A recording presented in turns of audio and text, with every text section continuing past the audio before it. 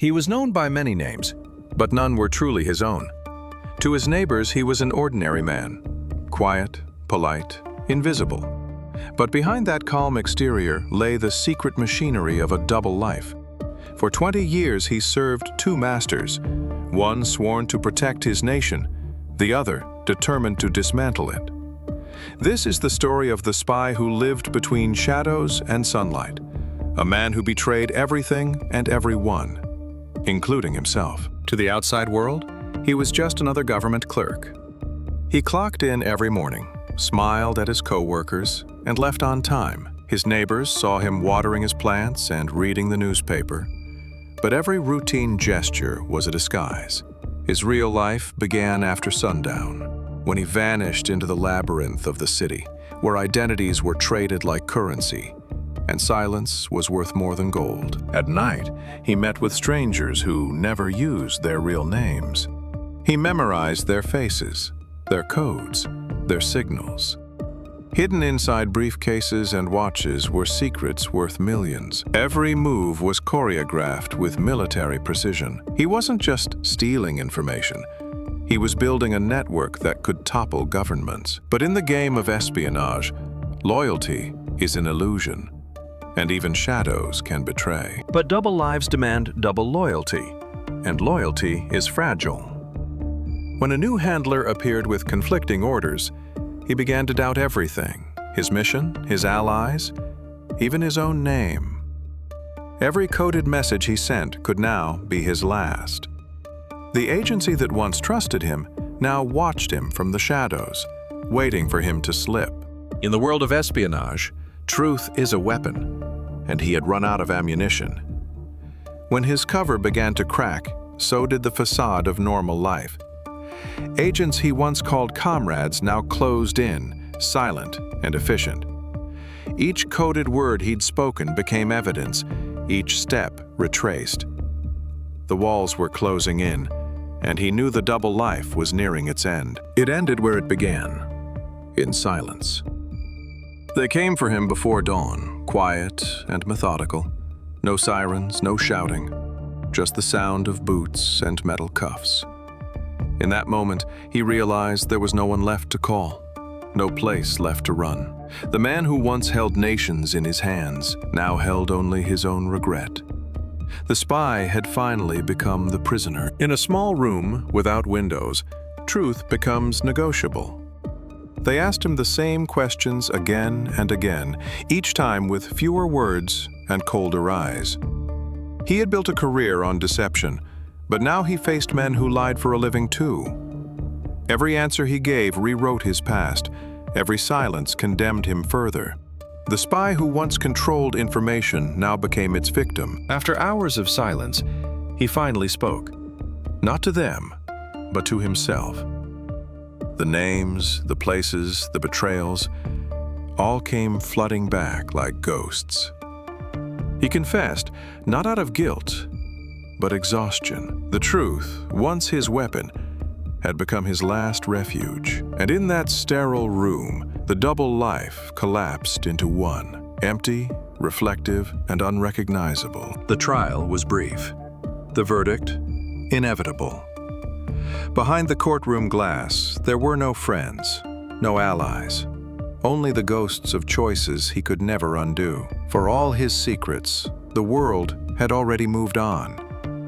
And as the gavel struck, he understood the cruelest truth of all. Spies don't die in battle. They fade into silence. Years later, the world forgot his name. Locked in a concrete cell, he lived without masks, without missions. For the first time, he was truly himself. No code names, no loyalties, no lies. The man who once moved nations now stared at four gray walls. And in that quiet, he finally understood the greatest secret of all. Freedom never comes from deception. It comes from surrender. As the walls close in, the spy begins to sense the quiet hum of suspicion surrounding him.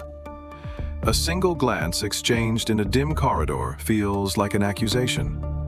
His coded messages start returning undelivered, safe houses go dark, and contacts vanish one by one.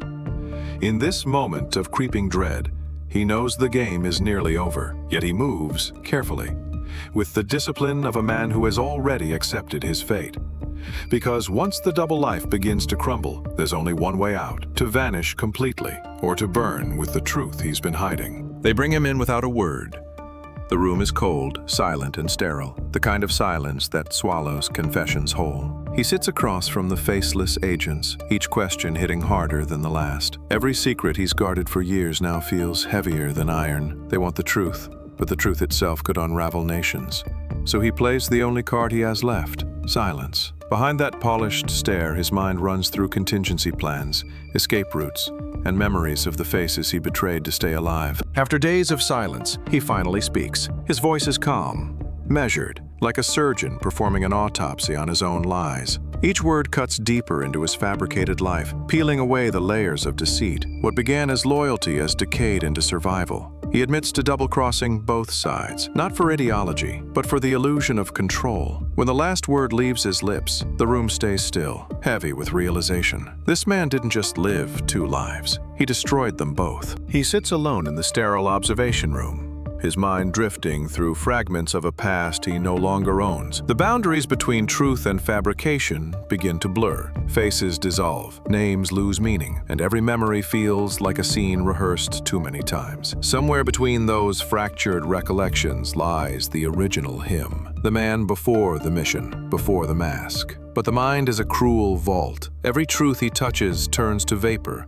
leaving him with only reflections of who he might have been. The final betrayal doesn't come from the agency, or the enemies, or even the country he served. It comes from himself. Somewhere deep inside, the survival instinct rewrote loyalty, turned mission into madness. The man who once believed in causes now kneels before his own reflection, realizing that the double life was never about deception. It was about escape. He wasn't living two lives. He was running from both. He makes his move at dawn, slipping through the cracks of a system that no longer wants him alive. The city blurs past in streaks of amber light and rain. Each alley feels like a heartbeat, each step an echo of old ghosts. Freedom tastes close, but the moment he breathes it in, he knows it's just another illusion. Because spies don't escape. They just change prisons. He disappears from every record, every file, every camera feed. The agency writes him off as dead, but the world keeps turning, indifferent. Somewhere out there, a man with no name walks among strangers, carrying the weight of every lie he ever told. The perfect spy has become his own ghost, alive, yet erased. Years later, whispers of his name still surface in coded transmissions. Some say he's alive. Some say he never existed. But in the hidden corners of the intelligence world, his methods are studied, his deception perfected. He has become a myth, a lesson whispered to new recruits. Trust no one, not even yourself. In the end, there's only silence. No applause, no redemption, no monument. Just the quiet hum of memory eroding with time. He was a ghost who outlived his story, and somewhere in the static of forgotten transmissions, a faint pulse still beats. A reminder that some lies are too perfect to die. They say a spy's greatest weapon isn't a gun or a gadget, it's silence. But silence is also the heaviest burden to carry. Somewhere, another story waits to be told, another name erased, another truth rewritten. The double life never truly ends, it only changes faces. And maybe, just maybe, the next file that surfaces will be yours.